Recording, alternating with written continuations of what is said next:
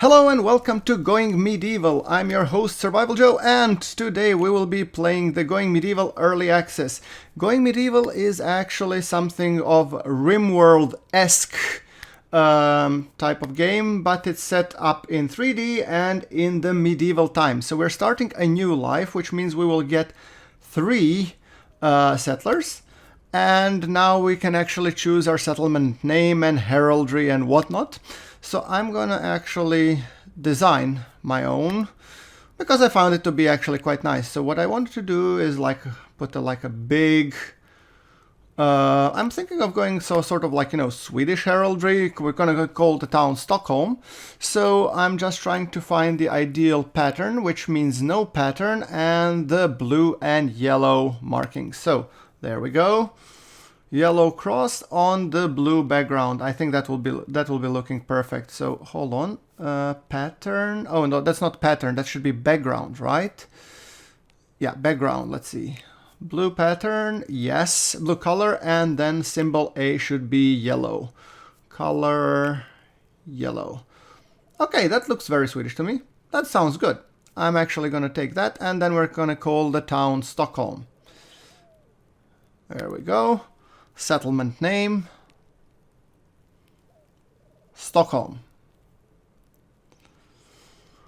Very nice. Random seed, I'm gonna keep it at valley, and now let's go into the choice of our settlers.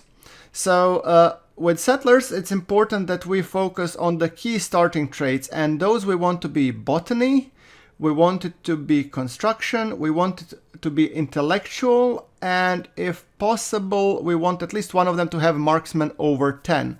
So I'm actually gonna do a couple of randomizations until we get a person that we would like.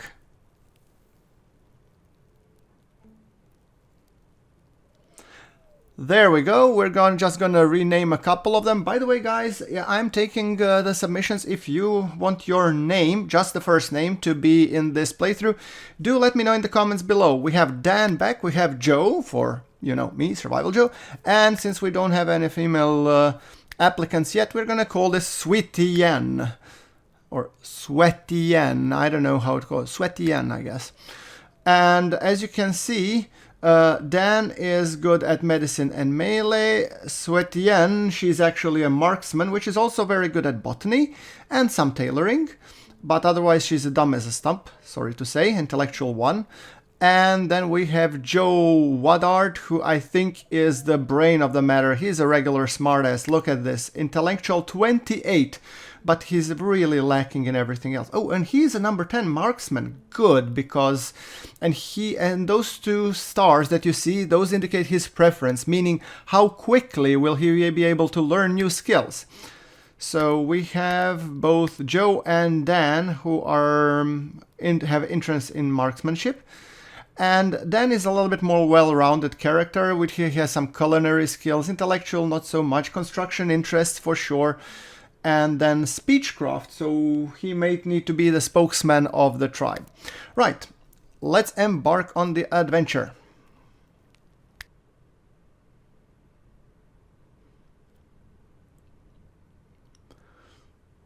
So this is kind of alternate history with the plague ravaging the British Isles and everything, and I'm not gonna read through all of this, but let's quickly go and look at this. I have enabled the tutorials just in case I forget something, but I'm gonna be explaining most of the things. So let's look around the map. It's kind of sort of voxel type, but 3D, and if you see the aesthetic, it's not really textured, it's more polygonal. Normally I don't really dig that style, but I think with this type of game and with this type of setting and music, it works just perfectly. So now we're gonna pause, and I want to do a couple of things first. First, I want to check the surroundings, where it would be the best place to start building our settlement. And we're gonna be starting with the storage area, so, stockpile, more or less. But first we want to enable, or basically you need to allow your, peeps or toons to be able to touch these things, otherwise they're just gonna be staying away. So see, you can have like wooden spear, so we have also some armaments here. and some starting resources, which is always nice. So what we want to do is we want to define the default stockpile. And here I'm going to be giving some starter tips because I tried a couple of things and I see what works. So you build a default stockpile, and we can actually put it here to be like 6 by 6, or yeah, 6 by 6. I think that will work fine. Then what you want to be putting also the warfare stockpile, so that if you produce some weapons, that those get placed over there. And you want to be defining some waste stockpile, because you don't need it per se at the moment, but you can define which items you can have at the stockpile, and I would prefer not to have any human carcasses on the stockpile and not the waste, or the warfare for that matter. So here in the warfare stockpile we want only warfare items. And now I'm looking just the most convenient place for the waste stockpile, because, you know, when you accumulate waste, your peeps start getting annoyed and the smell bothers them and they don't really like it. So the dumping stockpile should be a little bit more off the beaten path, but not too far so that your toons don't need to go too far out and back. And we're going to remove animal carcass, because the animal carcasses will be converted to steaks and whatnot. So yes, you don't want the animal carcasses and the human carcasses piled together, I guess. And humans we're not going to be turning into steaks anyway, so yeah, if that's your steak, that's okay, but I'm not going to go down that route. So then I'm going to be putting wooden floors. If you are thinking why, and that's because the food and everything else can rot. And it rots very quickly on the common ground, and especially if it rains. So what I want to be doing is I want to construct the wooden floor so it's a little bit more quality padding underneath, and also that it doesn't rot. And while my toons are constructing these wooden floors, I'm going to be building their house, because they need a place to sleep, obviously. I'm going to do 4 on each side with a couple of windows going up towards the trees, so they can actually cut trees and have resources immediately handy. As you can see, Sweetie Ann, she is really good at it. She is just going for it, building walls like there's no tomorrow. Joe and Dan are sure to follow. And that's good because we have plenty of wood for the time being. So here we placed a door. And also, when you're building, really be careful and use the building guidances that you can see. For example, if I click the wooden wall, you can see the horizontal and verticals are a little bit more pronounced, so you make sure that everything is aligned. So we're going to be placing the windows. I don't think you need to place the windows, but I feel like it gives it a little bit nicer vibe. So what I'm now building is actually a communal bedroom. Yeah, all of them, for the starters, will be sleeping in the same bedroom because it's easier to maintain, easier to do pretty much anything. And later on, then we will be building that into separate bedrooms. As you can see, these horizontal and vertical guidelines help me align that the windows are placed in the same, height, so to say. There are some tutorial tips in the forbid allow, which I already explained, and then in terms of how you go around constructing stuff. There we go, and here we go, and I think I've missed one more wooden part. Good. There we go. So then we're going to be putting also the wooden floors. I'm all about quality housing, even in the medieval times. Yeah, I realize it might not be historically accurate, but I want to keep my toons happy. There we go. Sweetie Ann, Joe and Dan are really going at it. This will be done in no time. Then I want to be placing a thatched roof, so they have roof over their heads. There we go. Sounds a little bit weird because the Joe or Sweetie Ann have still not cut that tree from the inside. However, I think it's kind of important that we give them the task. I'm pretty confident that they'll fix it, whatever. Then we need to harvest some of the hay here and some of the mushrooms.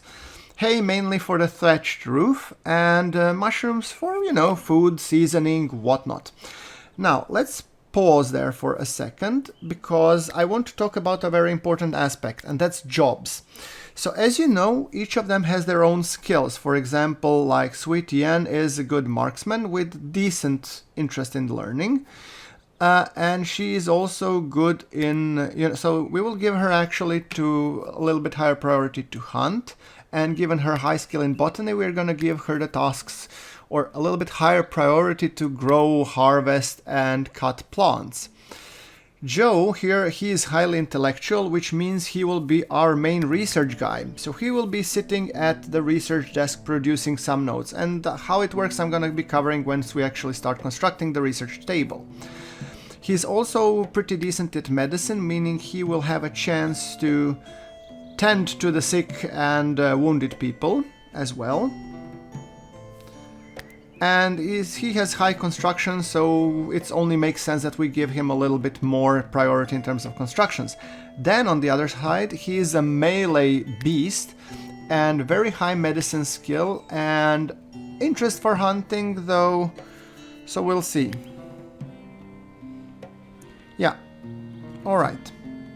So, that being said, I think it's good that we go and construct these things, and after that we will be on our merry way. So I'm actually almost intended to give somebody a little bit of a whole priority to make sure that all the resources that we collect get whole back to our resource pile, and that duty will be falling onto Dan. He will be our go-to guy to fix these kind of things. Good. Alright, now the second aspect is manage, and here we decide how they will be equipped. So with the Sweet Yen being the marksman of the group, I really want her to be able to equip the longbow, so rather than just giving her the management preference, I'm gonna give her explicit instruction to pick up the sturdy longbow. So this is how you issue orders. So what you see in the management, those are kind of like guidelines. If you can do this, if you can do that. However, if you right click, then you get to really making the order. For example, I want you to do this. Here we're setting the preferences for Dan because we said he is a melee powerhouse, so we really want him to be able to take care of the melee stuff, meaning one-handed weapons and shields, and Joe, we're gonna give him the melee two-handed because I have nothing better to give him at the moment. Maybe I'll give him range long term, but for the time being we're just gonna give him melee. Right, so I want to be placing the beds, and I have hay sleeping spots, which are not really the most comfy beds around, but they will do what needs to be done. So I'm actually gonna go and I'm gonna check and make sure that I can actually... Oh, deer. You could actually maybe give Sweet Yen the chance to hunt it. Come on, Sweet Yen, bring us that deer carcass so that we can have some meat on the menu. Birch tree, yes, as you can see, I'm targeting dead trees. That's another tip. If you cut a regular tree, it won't grow back. However, dead trees are not contributing to any more growth or regrowth, so you want to be cutting the dead trees first, just to make sure that basically you expand that amount. And then later on, when you get the agriculture, you could be planting your own sort of arboretum or whatever, so that you can actually grow your own trees. That's also a very handy thing to do. Okay, Dan and Joe, I want you really to prioritize these beds because it's 2 o'clock, the night will be coming, and I want you to be able to sleep in some comfy beds. Well, comfier than the grass that is. That's the plan anyway. Okay, now you get to chop that tree. About time too, Joe. What were you waiting for? Then fix those walls up, will you? Thank you so much. Yeah, look at them being happy. Yeah, we have created a shared bedroom, as you can tell. It's shared for the time being. Maybe later on I will choose to give them some more privacy, but we'll see how it goes. Anyway, now it's time to build a basic research table. Yes, and for the basic research table, now when we're talking about research works in a way where you unlock all the technologies almost instantly. However, in order to unlock them, you have to have sort of like research notes, or which is basically a resource that you guys are producing. So, and also we're building a butchering table, so that we can actually butcher the, animal carcasses and make them into nice juicy steaks. So yes, back to research. So once you actually produce enough of those research nodes, then you can unlock which node you want. For example, as you can see here, research, we now have available 25 nodes and 15 nodes is required to open up the architecture. So we have opened up the architecture, which gives us the ability to make, I think, arcs or something like that, which we will be using for our general storage or stockpile. Yes. So, but let Dan and Joe first finish up the butchering table. And look at this, Sweet Yen, Gibbard, botany skill level is now 11 because she picked up some berries and she's also cutting down trees. Ain't that magnificent?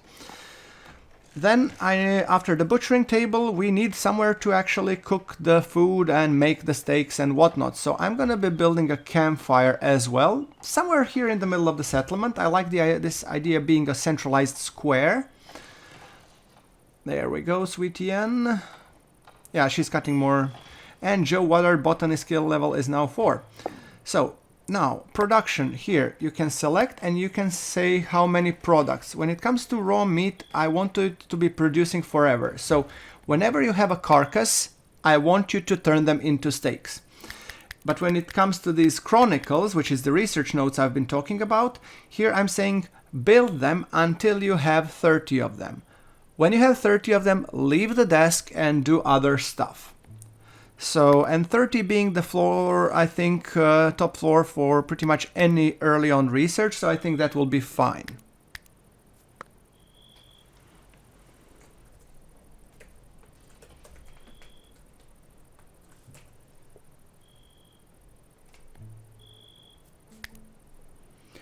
Alright, and as the night comes, they're going to sleep, so I'm just gonna quickly close down this tutorial. Look, Dan, Sweet Yen, and Joe. Not a bad in an honest day's work. We've actually managed to achieve quite a lot. So these things with jobs and I think manage is pretty reminiscent of RimWorld. I wouldn't know, I have never played RimWorld, but I actually like this going medieval, you know, vibe. Yeah, and they're having their morning breakfast because I still haven't built a table yet, so yeah, drinking a little bit, eating. They look like a six-handed hydra or something.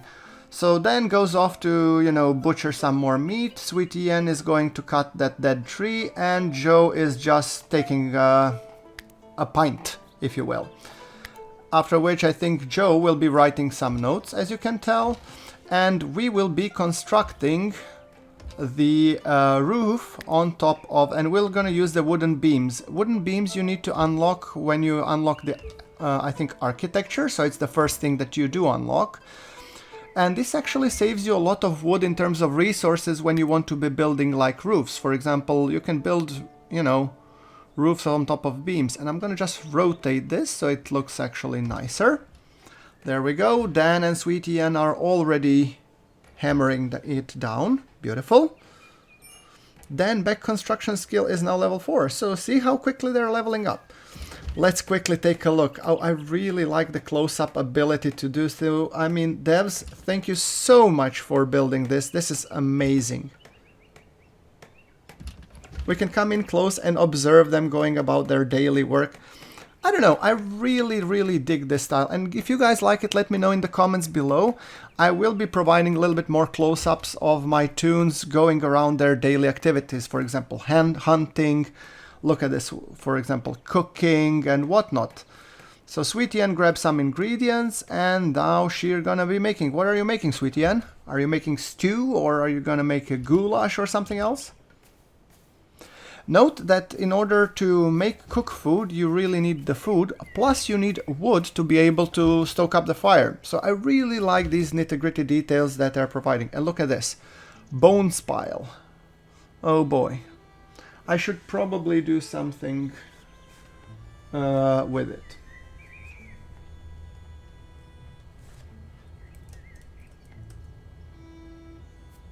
Yeah, we're just checking out the stove file.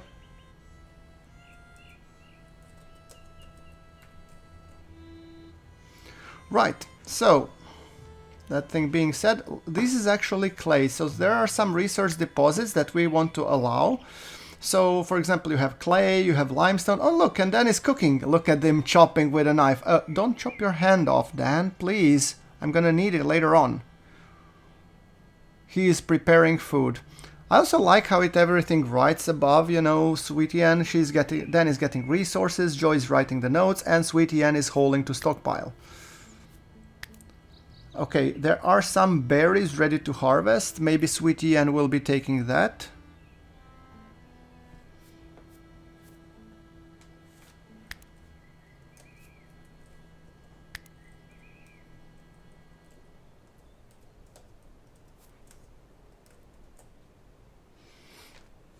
Alright, so as you can see, now the next one to unlock is furniture, and it will take 15 of the chronicles. Or actually agriculture. Agriculture unlocks a lot of potential for growing up stuff. So actually I'm gonna unlock the agriculture first, because I really want to set up a small garden, and it's gonna be here beside the butchering table. I'm gonna build some, you know, because you want to start, you know, sowing in spring so that you can reap things later on. So I'm gonna place a small cabbage field over here. I'm thinking 4x2 should suffice. There we go. Then I will want to be building a small, let's say, flax field. Flax is actually really important. No, actually, I'm not going to go with the flax. I'm going to go with carrots, yes. Because carrots are kind of important for, you know, food, seasoning and whatnot. There we go.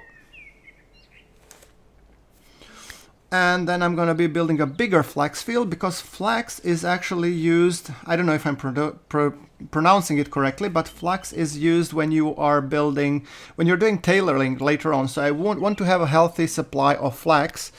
And barley is of course important for that all-important ale. We still have 23, I don't know if it's barrels or something of ale, but if we start growing it, then we won't run out of supply basically. And flax field I'm just gonna slightly increase, because I think it will be super important. Then we want some herbs. They will need those for medicine. So I'm thinking a small field, 2x2 should suffice. And then red currant shrub, that could be handy. I don't think I'm gonna go yet. Tall grass, there's plenty of it, so we can actually harvest it. So I'm thinking maybe birch trees. Yes, we want, as I said, I want to build an arboretum sooner rather than later, because I think it will be really important to be able to, you know, grow trees and have a healthy stash of trees nearby. I'm not gonna make it too big, because I think Sweetie Ann already has her hands full completely. I might have outdone it already. Okay, I think this is actually quite nice for the starter settlement, and I think I'm gonna actually cut it out here. So, as always guys, do let me know what you think. Do you like the series? Hit subscribe, hit like, and I'm gonna see you in the next one. Thank you very much for watching. This is, well, Survival Joe coming back.